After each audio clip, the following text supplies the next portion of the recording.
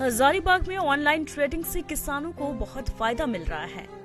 पहले जहां बिचौलियों का राज था, वहीं अब यह तंत्र धीरे धीरे टूट रहा है और किसानों को उनके उत्पाद की पूरी कीमत मिल रही है।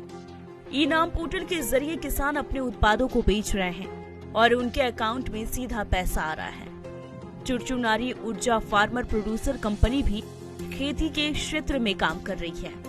इस बार कंपनी ने 4.5 करोड़ रुपए कारोबार करने का लक्ष्य रखा है।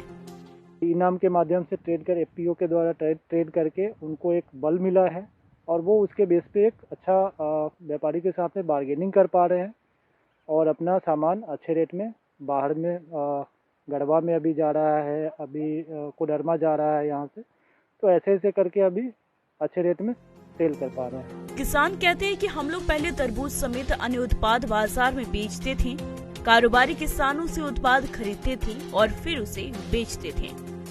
ऐसे में किसानों को बहुत कम पैसा मिल पाता था और कई बार पैसा फंस जाता था।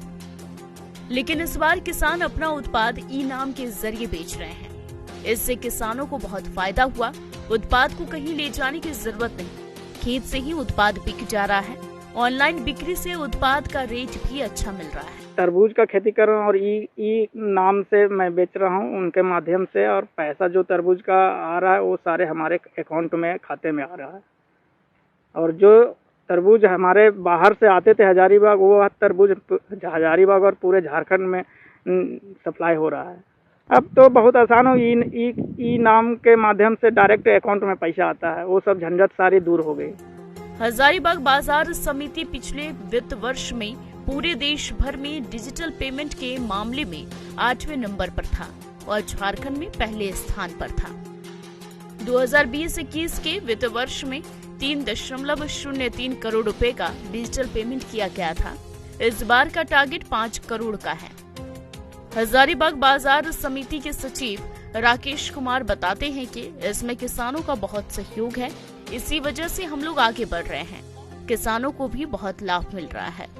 पिछले बार मैंने आपको बोला था कि हम लोग 300 लाख के लक्ष्य को पार करेंगे और आप लोगों के सहयोग से और किसानों के सहयोग से हम लोगों ने 303 लाख रुपया का डिजिटल पेमेंट किया है और पूरे देश में 1 to 10 में आए हैं।